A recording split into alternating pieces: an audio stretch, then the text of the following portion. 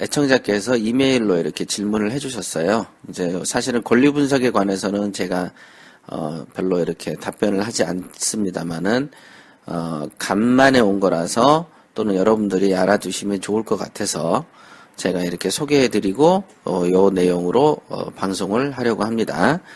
한번 읽어보겠습니다. 도기한 회장님 안녕하신지요. 책과 팟캐스트를 통해서 열심히 공부하다가 궁금한 게 있어서 메일 드립니다. 우선 변제권에 대해서 공부를 하다가 궁금한 것이 있는데요.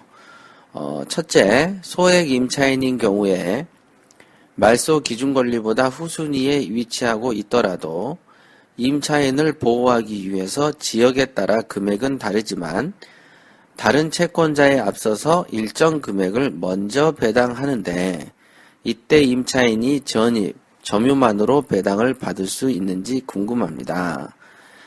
예를 들어서 전입과 점유만 한 상태, 전입과 점유 그리고 확정일자를 받았을 때 전입, 점유, 확정일자, 배당 신청까지 했을 경우 어떤 경우에 우선 변제를 해주는지 궁금하군요. 이렇게 질문을 했습니다.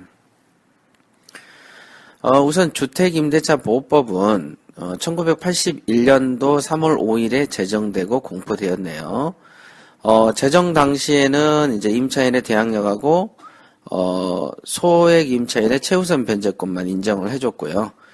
우리가 흔히 알고 있는 확정일자부 임차권, 즉 확정일자가 있는 임차인의 우선 변제권은 81년에 제정됐지만은 89년부터 인정된 어떤 권리입니다.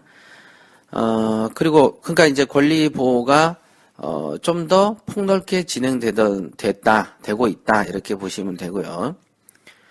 81년 이전에는 주택임차인은요 자신의 보증금이 얼마가 됐든지 간에 그 이후에 성립한 물권자보다도 보호를 못 받았었죠.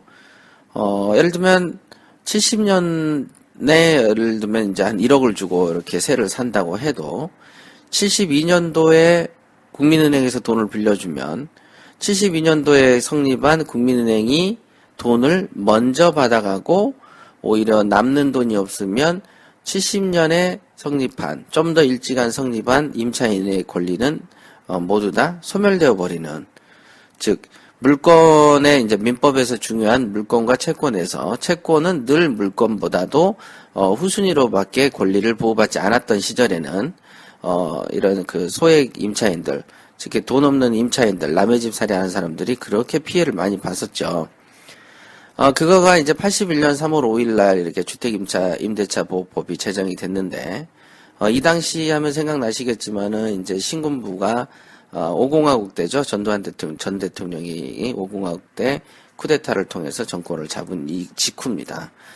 이런 것들은 통상 이제 대부분 어떤 정치권에서는 여러분 그 서민들이죠. 서민들의 인기를 얻기 위해서 이런 이제 서민 보호의 법률들을 주로 제정을 합니다.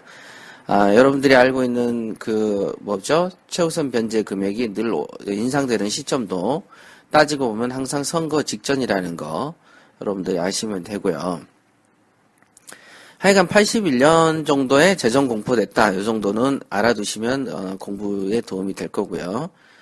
지금 해주신 질문 같은 경우에는 소액 임차인의 경우 말소 기준 권리보다 후순위에 위치하더라도 지역에 따라 다르지만 일정액을 먼저 배당한다라고 얘기를 하셨는데, 이거는 우선 변제권이 아니고 소액 임차인 보증금 중 일정액 최우선 변제에 관한 겁니다. 그러니까 이제 우선 변제권이 아니고 최우선 변제에 관한 것이다. 이렇게 구별을 하셔야 되고요.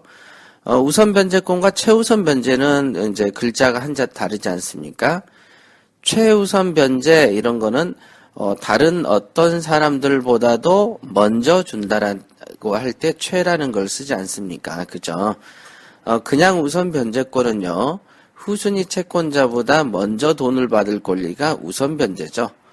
그죠? 후순위보다 먼저 받을 권리가 우선 변제고, 최우선 변제는 후순위든 선순위든 가리지 않고 제일 먼저 준다라고 해서 최우선이라는 게 있는 거죠. 그렇다면은 순서를 가리지 않고 최우선으로 준다라는 것은 어떤 경우에 최우선으로 줄까요?